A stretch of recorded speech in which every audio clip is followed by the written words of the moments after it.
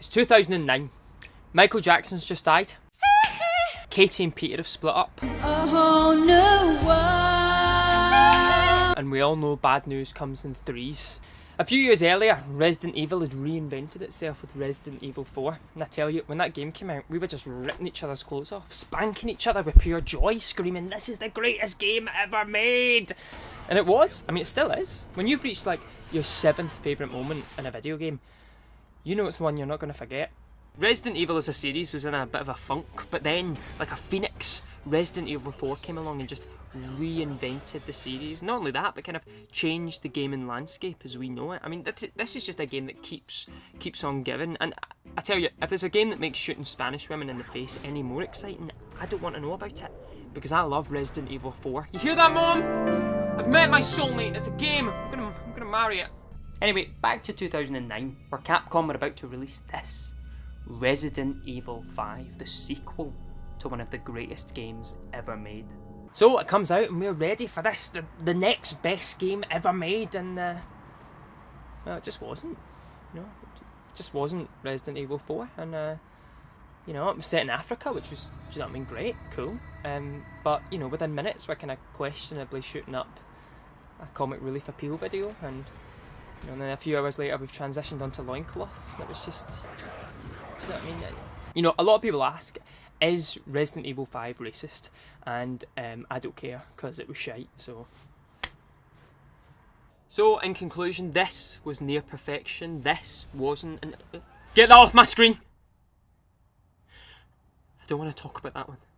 So that was it. The dream was dead, gone, done, dusted. But then flash forward to 2017. No. Has any video game franchise ever risen from the ashes twice like this? I mean, alright, this is no Resident Evil 4, but then what is?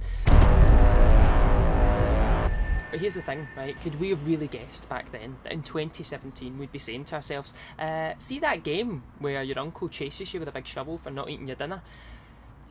I think it's the game of the year.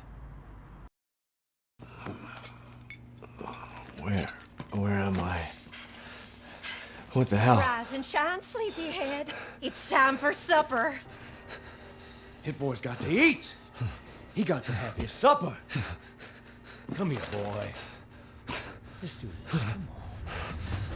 Come on. Resident Evil 7. It's brilliant. It's terrifying. It's intimate. I think that's the really key important thing. This is a kind of typical haunted house, and the thing is, really, the Baker Mansion isn't that big, but it asks you to get to know every inch of it. Every corner is a potential Pat Shanta, and I say that because one time you're going to turn a corner and you're going to find this. Oh yes, the Baker family, one of my favourite families maybe in video game history. You've got Big Jack with his love of shovels, you've got Marguerite who's into her bees, and then you've got Lucas who's devising all these saw-like traps. Every one of them has their own kind of like creepiness that just keeps you on your terrified toes, mixes things up. And hey, this isn't Resident Evil 4. You're going to be kicking no Spaniards in the face here. No way, you are running and hiding. That gun is not going to work the way you think it will. There's no way you can take these guys down. You're hiding, you're being a big Jesse, but that's okay. Sometimes you've got to do that. Not to mention that this house is just covered in mementos of survivors who didn't escape the clutches of this family. And there's a real sense of... Wait a minute. Jack? I like the PlayStation. Do you like the PlayStation? Oh no, not Jack. No, boys, they've got Jack.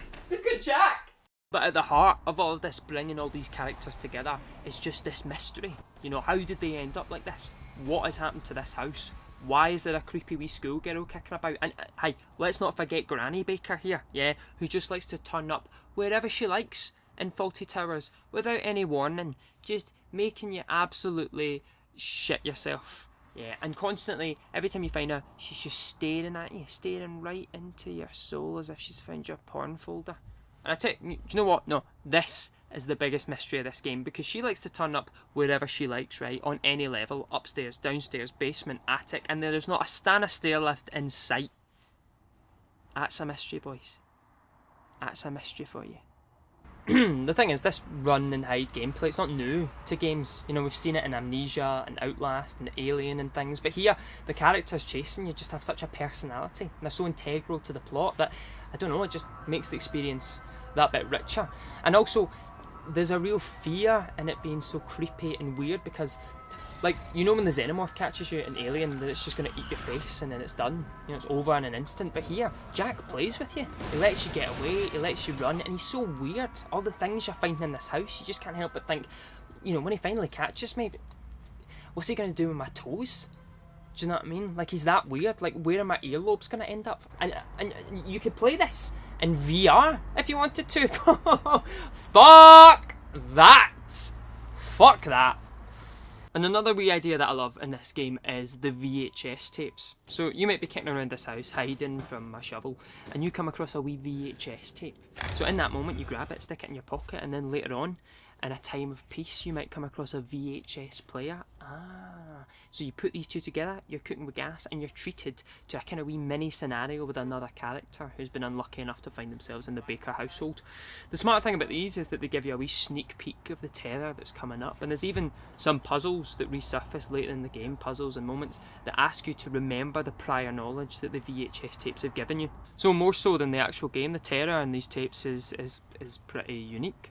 Yeah. So I kind of love Resident Evil 7. I think it's really good. So have you bought it yet? Are you buying it? Have you bought it? Have you bought it yet? Have you played it? Have you finished it? Are you buying it? Are you playing it? Are you playing it? Are you playing it? Have you bought it? But look, this game, it is far from perfect. I mean, when Capcom were making it, we were like, hey, Capcom, none of this action shooter stuff now. Yeah, we're done with that. Okay, we're back to survival horror. Good old survival horror. Just the good stuff.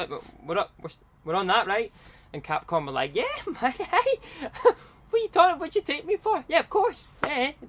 It's just all the survival horror. I mean, fuck, shooting stuff, man. That's the oldest. Do you know what I mean? Who shoots people anymore? Like, so you're loving all this survival horror, yeah? Changing your wife fronts every hour, having the time of your life, and then bang, you're on a ship. And there's less of that fun running and hiding gameplay and just more and more shooting stuff.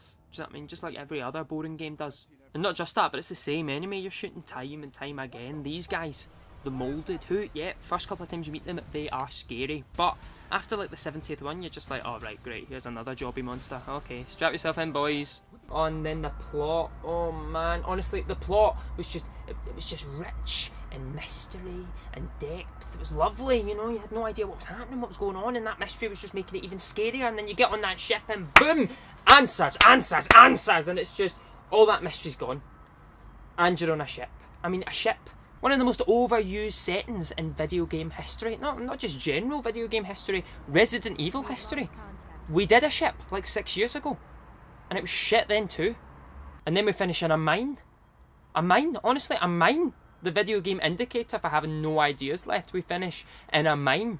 Honestly, when I found out I was in a mine, I was raging. I was like that. A man, a mine. A man, a mine! Thankfully I was filming it, so I can prove that. A man, a mine. A man, a mine! And so at the end of the day, this game kind of limps towards an end. But see those first few hours, that first 2/3, was pretty good. I mean, no one was stripping each other.